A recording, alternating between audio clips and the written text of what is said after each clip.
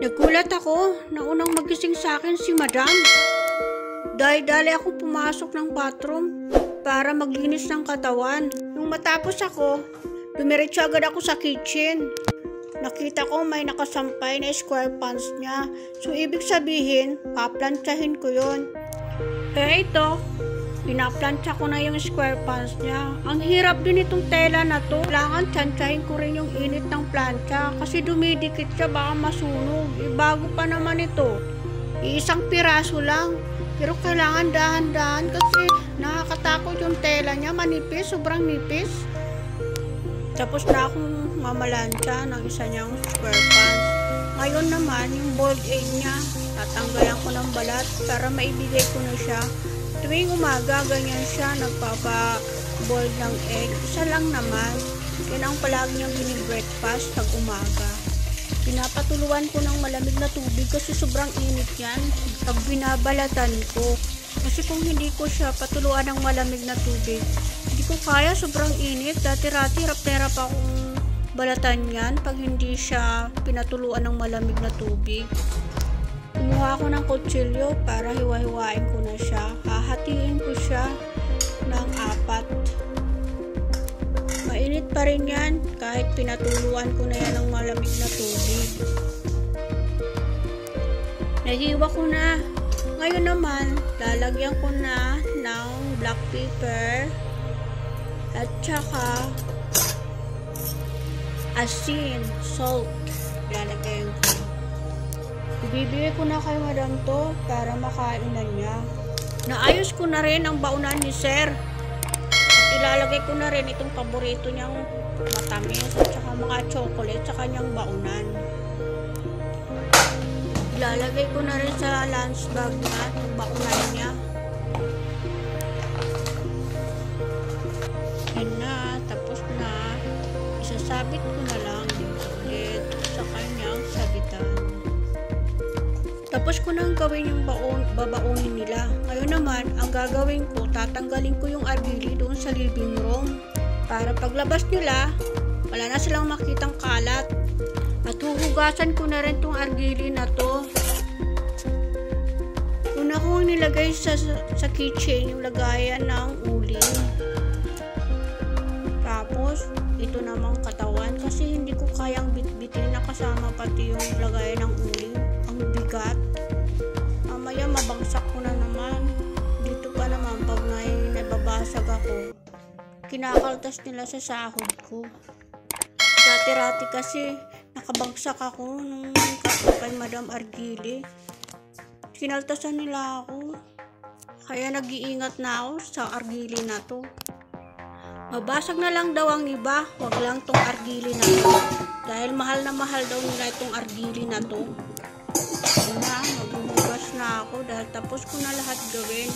Ito na lang, argili na itong hugasan ko. Wala na bang ibang hugasan kundi ito lang argili. Kung malabog, nandito pa kasi yung amo kong lalaki. Tinitingnan-tingnan ko. Ang hirap buksan tong argili na ito, masyadong masikip. Kaya ganito ang ginagawa ko para mabuksan ko siya. Pag naglilinis ako, kahit anong hugasan ko, nilalagyan ko ng suka. Kasi maganda yung suka na panghugas. Ihahalo mo siya sa sabon. Ang kintab, grabe. Parang bago ulit yung hugasan mo, especially sa mga glass. Kahit sa part-time ko, ganun din ang ginagawa ko. Nung makita ni mama yung paglilinis ko, nagustuhan niya. Kaya palagi siyang bumibili ng vinegar na malaki. Yan, itong hinuhugasan ko na glass. Baunan niya ni Madam. Tingnan mo, pagkakintab-kintab yan pag nahugasan ko na. Pag nabanlawan ko ba siya. Maganda rin na may vinegar kasi mabilis matanggal yung lansa niya, yung amoy, tapos yung dulas ng mantika. Mabilis siya matanggal. Malinis talaga siya, walang kaamoy-amoy kahit sa mga ito diba pinanlawan ko, sobrang linaw niya. Ang ganda diba, parang bago ulit. Kaya tuwang-tuwa dyan ang amo ng babae. Linisan ko na rin yung argili. Ayan. Nilagyan ko rin yan ng vinegar para matanggal yung amoy sa loob. Tsaka malinaw din siya pag nilagyan mo siya ng vinegar. Ganyan ako maglinis na ngayon. Wala nung ma-discover ko yan. Yung may kaibigan kasi akong Pinay. Tinuro niya sa akin na maganda ang vinegar. Kaya nag-vinegar na rin ako. Sabon, tubig, at vinegar lang yan. Maganda ng kinalalabasan. Sir, what is it for you? Chocolate? Huh? Yes. All? Yes, all. Okay. Nandito pa kasi si Sir. Kaya tinitingnan ko siya. May pahabol siya eh. May chocolate siya na binili kagabi. Yan, yung mga chocolate niya. Dadalhin niya yan sa office. Hindi talaga siya sa mga chocolate. Pero yung amo kong babae, hindi. Yung patikim-tikim na. Pero dati-rati, malakas din sa chocolate. Eh ngayon, nag-diet na siya. Wala na. Lalagay ko sana sa bag niya. Kaso hindi na magkasya. Kaya, isi-separate ko na lang. Kuha na lang ako ng paper bag. Dito ko na lang ilalagay itong mga chocolate niya. Para comfortable naman siyang bitbitin. Pero may sasakyan naman siya. Kaya hindi siya mahirapan. Pahabol pa talaga sa araw ko ng mga chocolate. Paborito niya talaga yan kahit kailan. Saka yung coffee ko, sabi ko kay Sir, yung coffee ko na yan, within Philippines. Umalis na siya ngayon. Pagpapatuloy ko na ang paglilinis ng argili. Ganito ang paglilinis ng argili. Meron din siyang brush. Ikot-ikutin mo para matanggal yung dumi sa loob. Pagkatapos ng maliit na brush, yung malaki naman, para lahat, mababrushan siya sa loob, maging malinis. Madali lang naman nung una. Nahirapan ako kasi hindi ako sanay. Pero ngayon, nasanay na rin ako. Halos araw-araw ako naglilinis niyan eh. Yan na, okay na siya. Alug-alugin mo lang. Parang natural lang paglilinis mo ng glass. Ganun. Sasabunin mo siya ng maigi. Kasi maamoy yan eh. Amoy ng flavor nandoon. Matapang kasi. So dahil may vinegar siya, mabilis natanggal yung amoy sa loob niya. Nakakalasing din kaya yan.